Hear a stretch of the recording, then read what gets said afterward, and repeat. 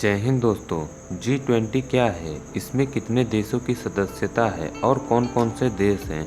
इस साल 2023 में G20 की अध्यक्षता भारत के पास है और भारत ने कुछ महत्वपूर्ण एजेंडा तय कर दिया है। वह क्या है? G20 में ट्रोइका का क्या मतलब है और वर्तमान में भारत के G20 शेरपा कौन है और आखिर में ये शेरपा शब्द का क्या मतलब है। इस G20 का थीम है वासुदेव कुटुंबकम, यानी one earth one family one future.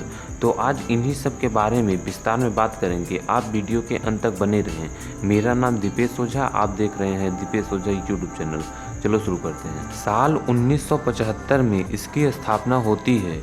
इसकी स्थापना होने की वजह थी जो पूर्वी एशिया और दक्षिण पूर्वी एशिया था, वहां पर उस समय कुछ वित्तीय संकट उभर के सामने आया था। तो इस प्रकार के वित्तीय संकट दोबारा उभर के न आए, उसको ध्यान में रखते हुए इन 7 देश United state of America, Japan, Germany, United kingdom, France, Italy और कनाडा ने मिलकर G7 की स्थापना 1975 में की। यह आर्थिक सहयोग का एक अंतर्राष्ट्रीय संगठन था। इसके बाद रसिया को शामिल किया गया, फिर यह G7 से G8 हो गया और कुछ सालों बाद फिर रसिया को निकाल दिया गया, फिर से यह G7 हो गया। और G20 की स्थापना 1999 में होती है, लेकिन इसका पहला शीर्षक सम्मेलन 2008 में होता है। G20 एक अंतर्राष्ट्रीय मुद्दा और वित्तीय संगठन है जिसमें दुनिया के कुछ प्रमुख और अर्थव्यवस्था के प्रतिनिधित्व में भाग लेने वाले 20 देश शामिल हैं। इन 20 देशों का नाम कुछ इस प्रकार है: अर्जेंटीना, ऑस्ट्रेलिया, ब्राजील, कनाडा, चीन, European union, France, Germany, Bharat, Indonesia, Italy, Japan, Mexico, रूस, सऊदी अरब, दक्षिण अफ्रीका, कोरिया गणराज्य, तुर्की, यूनाइटेड किंगडम और संयुक्त राज्य अमेरिका है।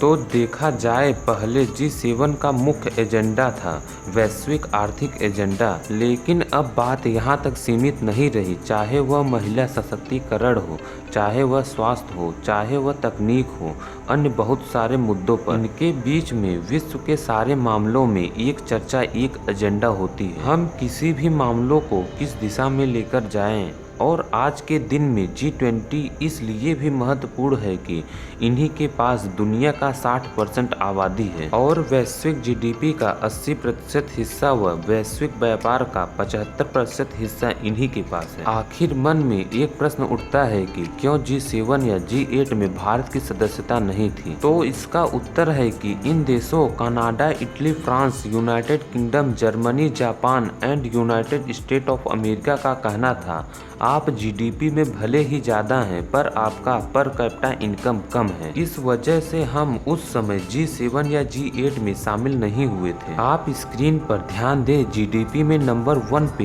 यूनाइटेड स्टेट, 2 पे चाइना, 3 पे जापान, 4 पे जर्मनी, 5 पे यूनाइटेड किंगडम, 6 पे इंडिया और सभी देश हैं। इंडिया का GDP 3049,704 है, पर भले ही हम 6वें नंबर पर आते हैं पर हमारा पर कैपिटा इनकम कम है। इस हिसाब से हम विकसित देश नहीं हैं पर विकासशील देश जरूर हैं। और फिर साल 1999 में G7 से G20 बना। इसमें 7 विकसित देशों के साथ ही इनमें 13 विकासशील देश शामिल हुए।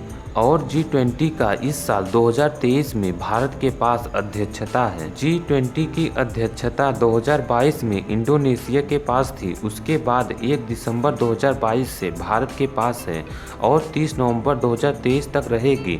इसके बाद 1 दिसंबर 2023 से ब्राज़ील के पास चली जाएगी। तो आइए एक शब्द ट्रोइका को समझ लेते हैं। इस G20 में ट्रोइका शब्द का मतलब है कि जिस देश के पास वर्तमान समय में G20 की अध्यक्षता है, वह इसके पहले जिस देश के पास अध्यक्षता थी और आने वाले सालों में जिस देश के पास इसकी अध्यक्षता होगी, इन तीनों देशों के लिए हम ट्रोइका शब्द का प्रयोग करते हैं। इस समय ट्रोइका में इंडोनेशिया, इंडिया और ब्राज़ील शामिल हैं। और इस साल भारत के पास G20 की अध्यक्षता है और भारत ने कुछ एजेंडा तय कर दिया है, जैसे महिला सशक्तिकरण, digital public infrastructure, circular economic, global food security, climate financing, fight against economic crime, health, agriculture, tourism, tourism, इन सारे मुद्दों पर विशेष बातचीत करना चाहेगा भारत। तो आइए इस शेरपा के बारे में जान लेते हैं। यह शेरपा शब्द इस G20 में कहाँ से लिया गया और इसका क्या मतलब है। कहाँ से का उत्तर है जो नेपाल में हिमालय के पास ऊंचे इलाके हैं,